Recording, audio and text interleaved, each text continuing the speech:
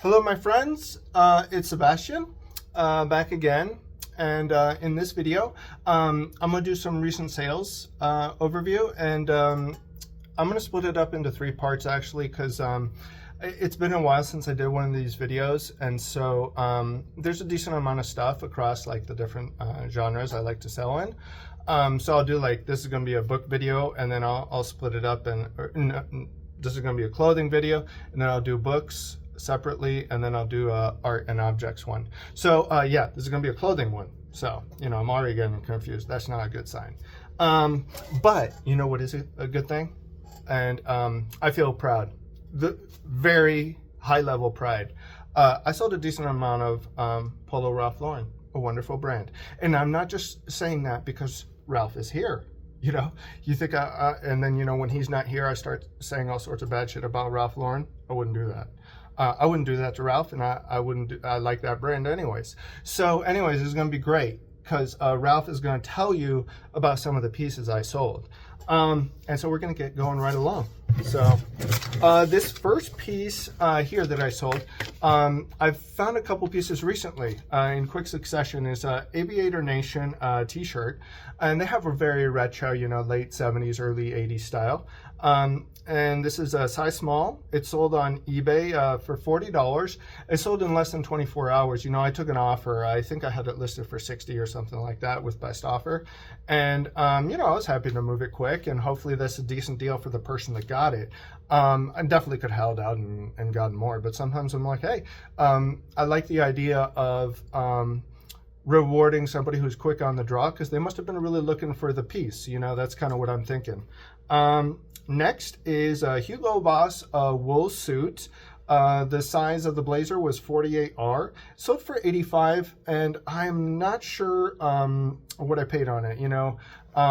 Probably between 10 and 15 is my guess. So that was pretty good. I'm trying to get more reps on the suits and blazers. As I've mentioned a bit, and I really am enjoying kind of going through those sections and finding stuff and learning about it. I thought initially, before I had started doing it, I'm like, oh, it's so boring. But it's almost like in terms of like vintage workwear and Levi's, there's so many subtleties, and you have to just learn to read it, and then you start seeing more and more the more time you spend in those sections or looking at that material and researching it. So it kind of rewards you with just, the more time you spend. Like anything, if you study it with intent, you will get better at perceiving, basically.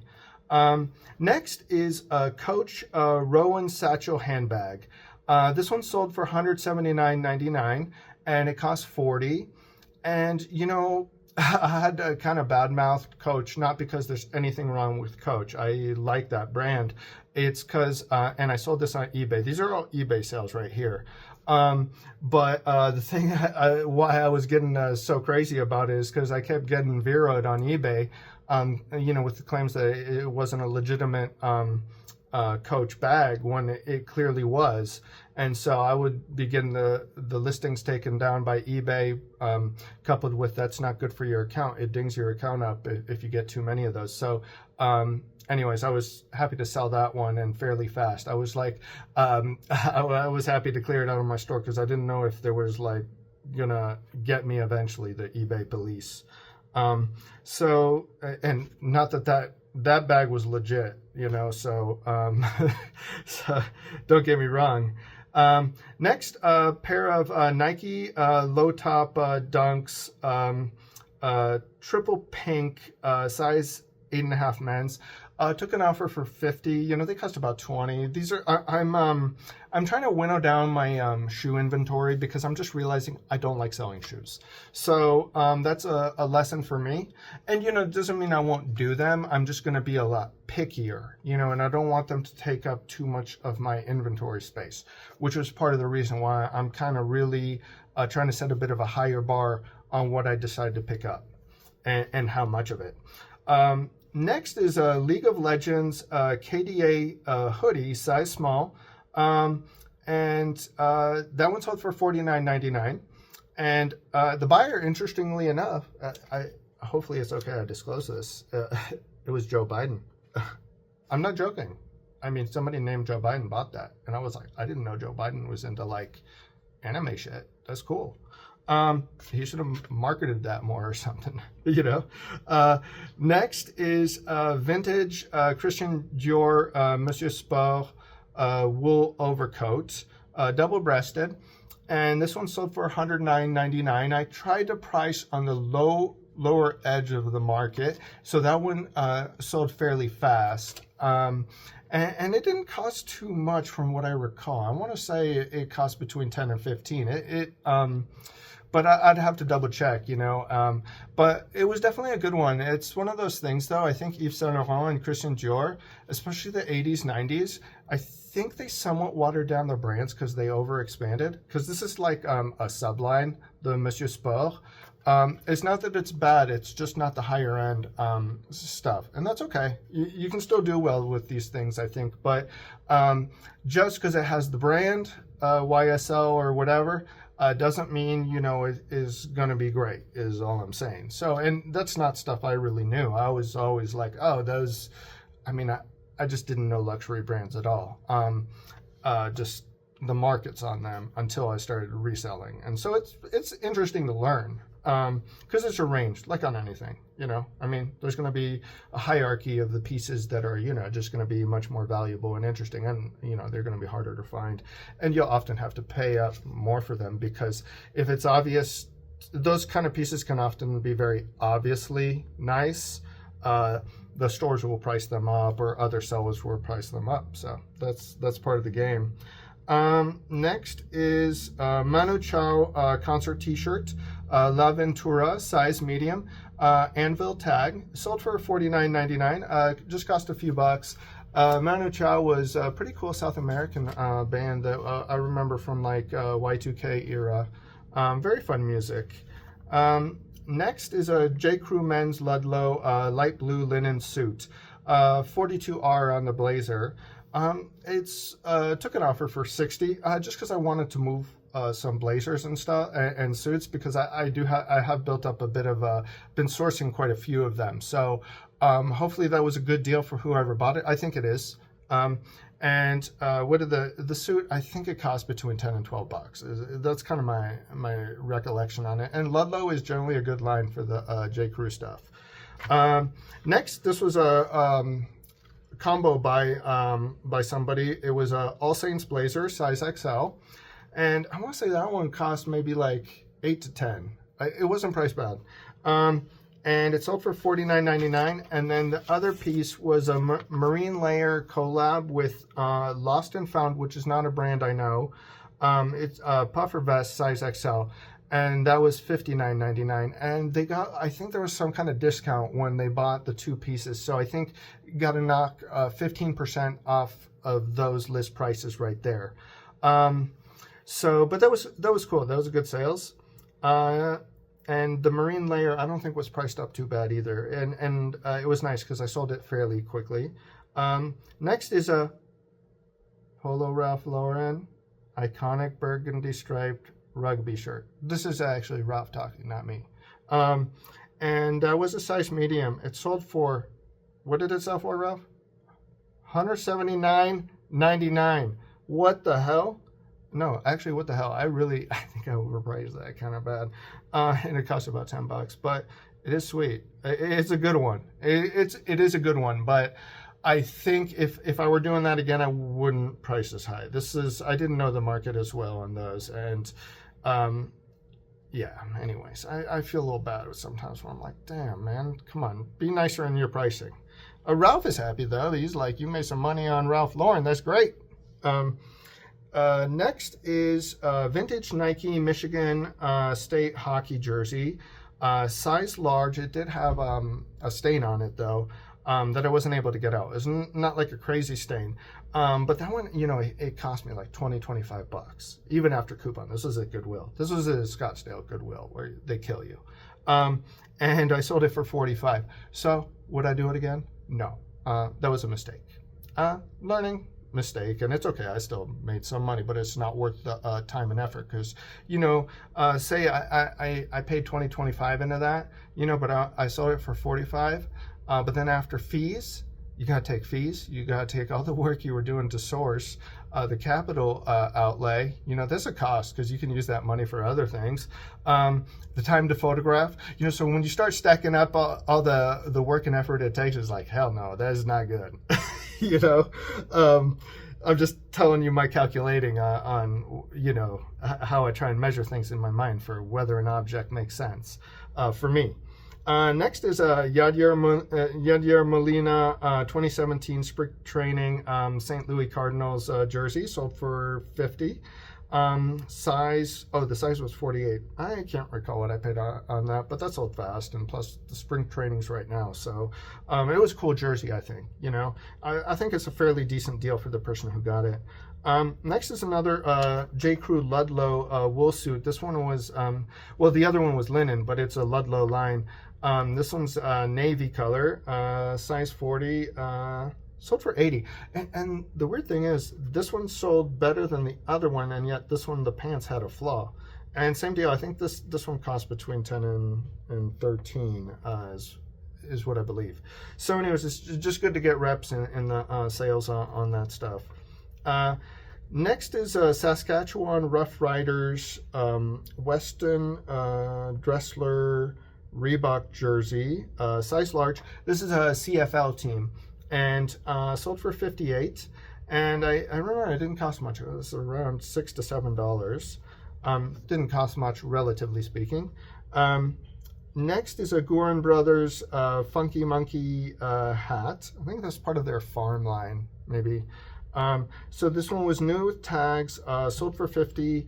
It didn't cost much, for about $4, and initially my list price was way too high. So I'm kind of learning on those some of those hats too. That I need to. So I just took an offer that was for 50. Because if you see the list price, it's much higher. It was like 120 or something crazy.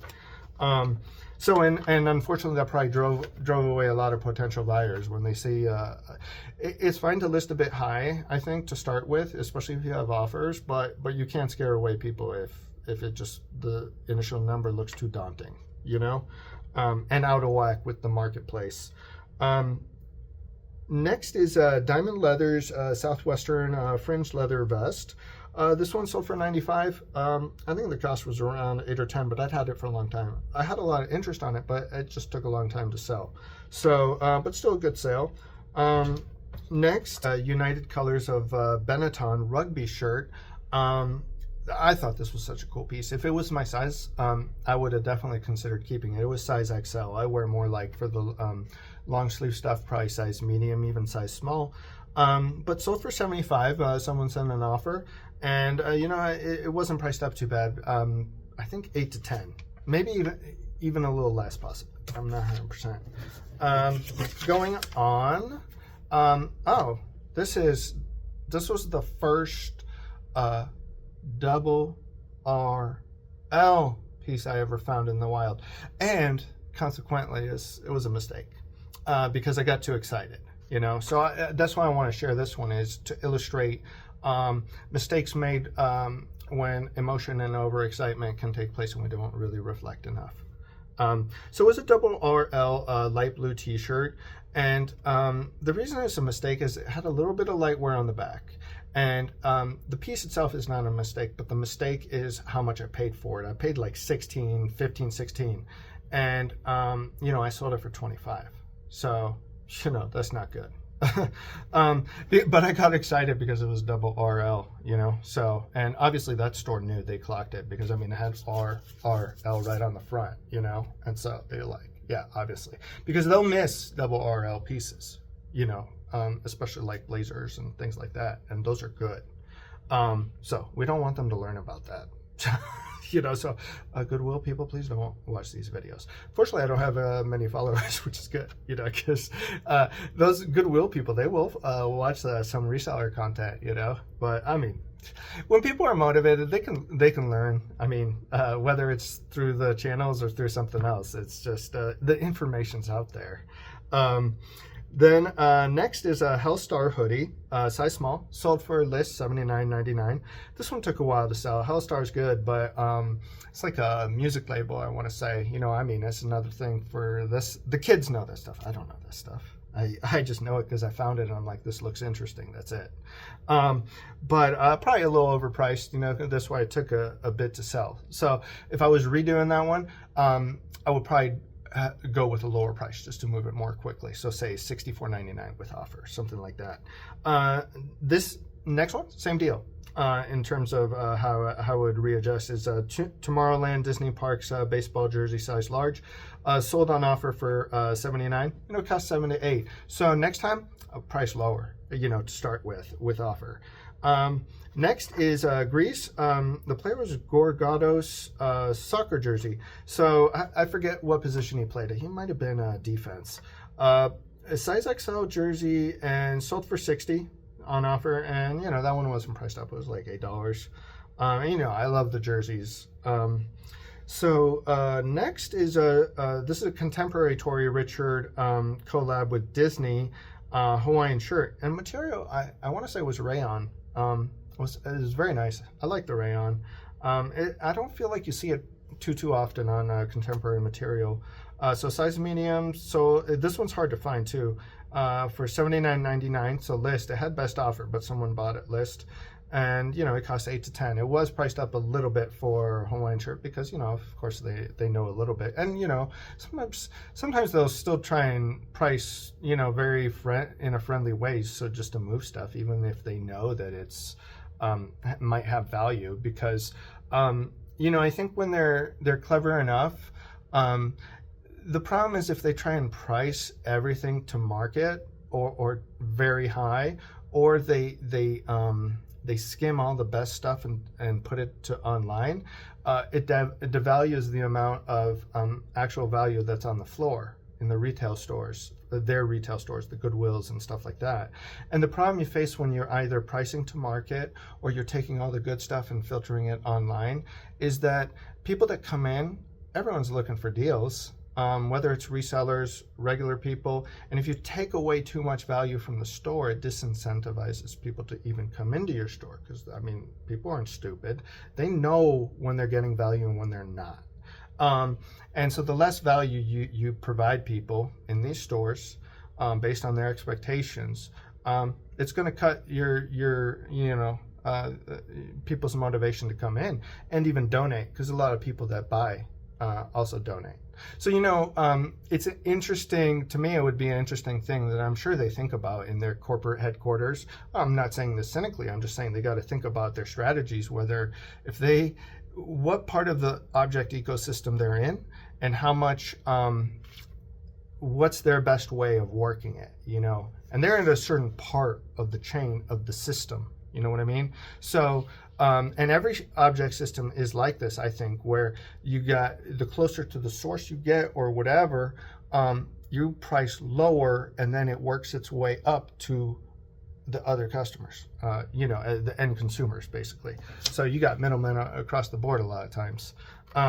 Anyway, it's just interesting to think about, is more what I'm saying. I mean, I don't take it personal. I just, yeah, of course I don't like it when like prices go up or they price things super high on stuff that I want to get.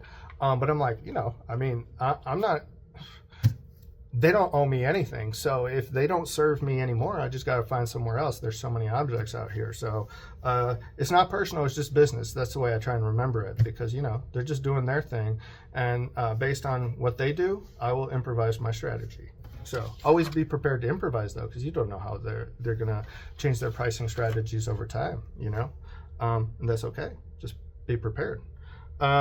Next is a vintage French rugby Nike jersey from 1999, size medium, sold for $89.99. This one was from my personal collection. Actually, you know, my dad would get me a bunch of really cool national team rugby jerseys, and I love them. But you know, I kind of have a glut of stuff, so I'm kind of having to you know, cut through some of my own personal closet. You know, so and plus when I thrift a lot, I'm finding stuff that I'm adding to my personal closet. So I'm trying to, you know, kick some stuff out too. And I've had my time with those pieces. They're very cool, and I like them because my dad got them for me. But still, I can't keep everything. Even with even sentimental sometimes, you know. But next is a vintage handmade barcloth Hawaiian shirt, by Adela. And I sold 2 of these, and they were very similar. And they were handmade by this person. I couldn't find more on them.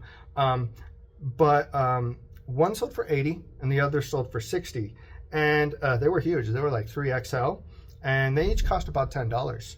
And I remember when I got these, this was at the Southern and Country Club store. And there's a guy, a reseller, younger dude, that works those stores pretty hard on the clothing. And I like him. He's very nice. We've chatted. He works with 2 of his brothers, older brothers. And I showed him these shirts. I was like, hey, these are pretty cool. He's like, oh yeah, that's some eBay shit right there. I just laughed so hard because the way he contextualized it, I'm like, oh, I guess it is. It'll do well on eBay because he picks up very certain thing, almost like very specific vintage bro wear kind of deal. So that wasn't in his wheelhouse, and I guess he doesn't sell too much on eBay, but he just cracked me up. So now when I see certain things, I'm like, yeah, there's some eBay shit right there. You know, it's fun though, that all the people you meet. He's very good at what he does, though. You know, I've talked with him and seen what he's been he thrifts, and they sell through some of the antique malls here too. They got a different ways of selling than, say, I don't sell in the antique malls. I don't want to do that. It's just the hassle and the overhead. But if you have the time and inclination to do it, if I was working with somebody else, I'd probably do it. But since it's just myself, I can't like be popping into an antique mall every goddamn week and having to manage inventory and stuff. It just sounds like more headaches. And I just I don't know. But I think it's good for a lot of people. It's a good way to just clear inventory. Next is Jay Linderberg, men's USA 2024 Olympics golf polo shirt, size medium. This was new with tags, sold for $65. The cost, I don't remember. It wasn't too bad. I think it was under 10. Let's see. Next is, this one was interesting because I wasn't sure when I picked it up whether I had made a mistake or not. It was a vintage Cordings quilted corduroy collar jacket, made in Scotland, size 42, wool lined. Man, that's a mouthful right there. But this was sold for $234.99. It cost like $10 or $15. I mean, it stuck out to me because it looked like an older piece based on just how it looked, but then also the tag. So I took a flyer on it, and not all the flyers I take work out. So this was good that this one was a good asymmetric bet. I try and calculate that way too. Sometimes is if the potential return is pretty asymmetrically high, I will take those bets. If the size of the object's okay, all these kind of other factors as well, So, and I think the more experience I get, the better I'll keep getting at that, Next is a Polo Ralph Lauren Team USA Olympic striped shirt, size large, new with tags. I didn't even mark down what it sold for, but I remember. $32. And so the cost, I don't remember. I'm trying to look, no offense to Ralph, because this dude's awesome. And his brand is awesome. But Ralph, I just have to tell you, I'm trying to be picky because, there is a lot of Ralph Lauren out there. So I'm just trying to get more interesting pieces. That's, I think, what most of the other experienced resellers will tell you is you do want to look for particular pieces, depending on what your metrics are and how much you're able to acquire the pieces for, too. If you're picking up just a basic Ralph Lauren polos for 5 cents, why not? If you can make that work, which of course you can for 5 cents. Next is a Stetson turquoise snap denim shirt, size large. Would have kept this one if it had fit me. Sold for $49.99. Cost about $15. I got that one at Savers. I remember that. I was excited when I found it. I just thought it was cool. Next is Dave Brokey. Who? I don't know. Experience t-shirt, size XL. Sold for $50. Cost about $2 or $3. Like I said, don't know this dude. but he helped me get paid, so I guess I like him. Next is a Moroccan Berber winter Baja striped toggle hoodie, size XL, sold for $54.99. Very cool piece, I just thought. Next is a Balmain t-shirt, size XL. I was like, what, like a coin medallion logo thing? Sold for $90. And you know, the interesting, that one I think cost like $8. I found that one at Savers too, I remember that. But the person wanted to return it. I accepted the return, that's fine. It was a didn't fit sort of deal. I always, you know, I'm pretty liberal with my returns. I try to be, I want people to get stuff that they want to keep, obviously. And I was like, damn, this dude paid $90 and it doesn't fit him. Of course I'm going to take their return. But they never sent the shirt back. And then, you know, they tried to reopen the case. And I was like, eBay sided with me because I'm like, they never sent the shirt back. You got to send the thing back to get your money back. That's kind of how it works, you know? So I don't know what they were expecting, you know? I just thought that was funny. I'm just like, just send the thing back. You'll get your money back. That's really not that complicated. Next are New Balance Jamal Murray shoes. There was like a fancy variant, size 14, but I was like, you know, kind of sick of these. These were big shoes and they took space, and I was like, scram, you know. So I took an offer for $95. They cost like cost me $20. So like I was saying, these ones would probably be shoes I'd pick up again, but because I'm trying to clear some inventory on the shoes, I just took a lower ball offer on them just to move them. Next is a San Diego Zoo Rain Spooner Hawaiian shirt, size medium, sold for $49.99. Cool shirt. I like Rain Spooner personally, especially vintage Rain Spooner. This isn't vintage, but I like vintage, the vintage stuff, like a lot of people. Next is a vintage Phoenix Suns Penny Hardaway champion jersey, size 40. I just took a quick offer for $60 on this because it was an international buyer. And, you know, I said it, I think twice that was my list price, which was fairly high, to be honest. So, but yeah, that was a good sale. I love Penny. I mean, the iconic Penny is the Orlando Magic, and then, you know, he had so many injuries that, you know, by the time he got to the Suns, he couldn't ball the same way. Next is these are Depop sales now, and I like Depop. I recommend it personally. It's been good for me. You know, you always find people who will tell you different things and have different experiences, and that's normal. So, but so far I like Depop personally. Aviator Nation hoodie. So that's another Aviator Nation piece, size large. Took a offer for $50. This one just cost like $5, you know. That was at the Camelback dye shirt store. I like that store a lot, actually. But yeah, this one sold in less than 24 hours, so it was good. I could have gotten more, guaranteed, but that's okay. Like I was saying, sometimes I like when people are quick on the draw. I'm like, I kind of see it as like, yeah, you reward that person because I figure they got high motivation on getting the object, and it's not like it was an outlandishly terrible offer or anything. So, you know, sometimes just take the quick money. Next is a Ghani embroidered blouse, size 36, sold for $30. And like I said, these are Depop sales. I forget what I paid on that, maybe $5 or $6. Next is a Kid Cudi t-shirt, size large. That sold for $30. Wait, is Kid Cudi the dude that, what's his name? Tried to blow up his car or something. Everybody hates this guy. He sucks so hard. Puffy, yeah, that's who it is. That guy. I don't know if it's Kid Cudi though. I might be confusing it. But anyways, that's a whole other thing. This one was a cool sale. Vintage CCCP Soviet Russia track jacket, size XL. Sold for $95, and it cost about $8 to $10. That one was a Savers find. That was a cool piece. Like I said, would that be something I'd rock? No, I don't want to rock something where I'm like, this was such a bloody regime. But then again, you can say that about a lot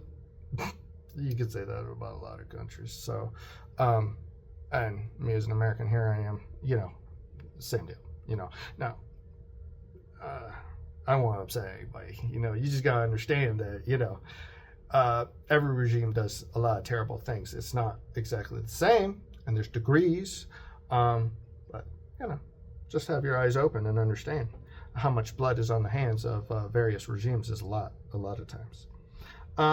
Next is a Ganja White Knight reversible jersey, baseball jersey, size medium, sold for $64.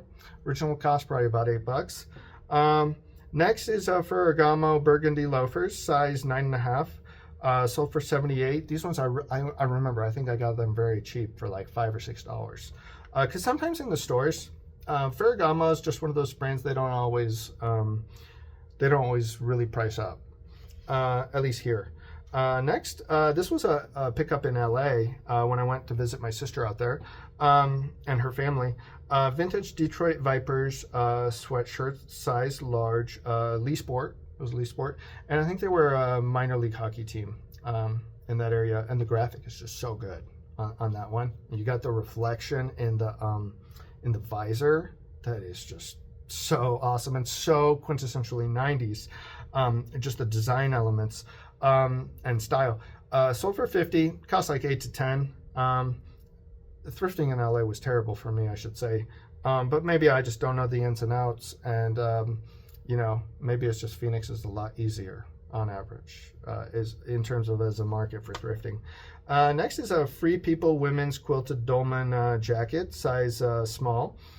Sold for $74. Cost between $20 and $24. Sold fairly fast. Free People, my understanding based on watching other resellers too, I try and watch a decent amount of reseller content. They seem to be saying, it's quite saturated, so you got to be fairly pickier now on say Free People, things like Fiore too. All these brands, they go through cycles. So you want to be, like I said, I don't follow that stuff very close, but I try and be aware at least through watching other people, and I kind of try and get a vibe on what's going on. Next is a Mephisto men's cruiser leather shoes, size 13, sold for $80. I want to say they cost about $20. I found 3 Mephisto pairs together. They were all in excellent condition. It's not a brand I knew before, but apparently it's a good brand, like for shoes and everything. Next is an Adidas Philippines track jacket, size XL, sold for $60. This one didn't cost too much either, like $8. But my problem, like I had referenced to some of the previous things, I overpriced. So that's just one of those things that now in future, if I get something like that, I will price lower. And I am on average. I've kind of learned over time. I'm improving at my pricing and pricing strategies. Next, and Ralph is happy, is a Polo Ralph Lauren denim shirt, vintage, size large. I think it was made in the Philippines or something, actually. Sold for $45. And this one I remember was priced fairly cheap, $6. Next, this one, man, it took me forever to sell. 2017 San Francisco Warriors kind of big head retro champions shirt, size small, sold for $30. It cost a few bucks, but I overpriced it, so that's why it took so long. I wouldn't even pick this up again in future. I'm just trying to be a little more careful on what t-shirts I pick up. Not that it's a bad shirt, it's just not something I want to do again. Vintage Nike Team USA hockey jersey, size XL. This one sold for $55. It's a very cool jersey, but it costs like $20 to $25. So I'd probably still do it, just because even though it wasn't quite 3X, it's a cool piece and it moved fast. Next is a Michael Vick a Philadelphia Eagles Reebok jersey, size large, sold for $60. I can't remember what it cost, but I think it was around $20. Next is a Dark Sport limited edition sweatshirt. I mean, when they say limited edition, everything is limited edition in a sense. When they make whether they make 1,000 of a piece, 10,000 or 50,000, it's limited. So it depends how loose you're being with the definition of limited. You can throw limited on anything. I just think it's a goddamn marketing term. So you get me going. Size 2XL, but the graphic is so good on this one, actually. And Dark Sport is usually not one they price up too bad. It's like kind of athletic, kind of gym wear. I sort of think of it as. So it sold for $41. I think this one costs around $5 to $7, something like that. Next is a Chowder Box Lunch hoodie. Chowder is like a Cartoon Network show. Size large, sold for $34. That one took forever. I'm trying to be a little more judicious on my hoodie pickups as well, just for space and all that, because they do take a bit of space. Next is a vintage. Oh man, Ralph is just feasted today because there's so many of these. Vintage Polo Ralph Lauren striped rugby shirt, size large, sold for $50. This is a cool one too. A lot of these are cool. I like them. Obviously, I'm biased. I picked them up. So yeah, that was good. And this last clothing one, this was probably one of my favorite pieces. And I'll tell you the story on it. It sold through Marketplace. It was a Palestinian kaftan robe dress, like incredibly embroidered. And as I was researching it, when I found it, I'm like, oh, this is cool. Just based on the work and the craftsmanship of the piece and the design. But it turns out in the Palestinians, based on like kind of city, they have different like kind of these kind of different dresses like this embroidered, embroidery based on the region and city. And so anyways, this one sold for $100, and it didn't cost much. I found it at a Goodwill, and a lady reached out to me. She told me she was of Palestinian origin, and she was just initially asking me, oh, where'd you find this and everything? And I'm like, well, I thrifted it, and she's like, damn, that's crazy. And so we were talking. I'm like, well, yeah, are you interested in the piece, And, she asked me for a couple pictures of the underside of the chest panel, because I think that's you can kind of see the methodology on how it's done and get a vibe that, okay, it is hand done, all this thing. But anyways, then she sent me an offer for $100. I think I had it on Marketplace. I listed it for $150. So yeah, of course, I was like, I was going to be very liberal in what I accept, especially when an object is going to somebody who's from that culture or has deep interest in the culture. I'm like, oh, you got to try and do your best to connect the person. The right object needs to go to the right person is kind of my philosophy on stuff too sometimes. So I'm not always like, I do, you always want to get paid and stuff, but you also want to link people up too with objects, especially if it's going to make people happy. People have done that for me too. When I buy, sometimes they just hook you up because they're like, well, you clearly love the material or have a connection to this, and there's a certain satisfaction when you sell, knowing that. I'm not saying it makes me a good person or anything. It's just like it's satisfying, and it's like people tend to want to see other people, be happy in it, I guess, So anyways, this clothing, I'll do some of the other stuff soon-ish, and I hope you enjoyed the video. If you have any comments, corrections, suggestions, whatever, I'm always open to anything. And like I always say, keep having fun out there, and take care. Bye-bye.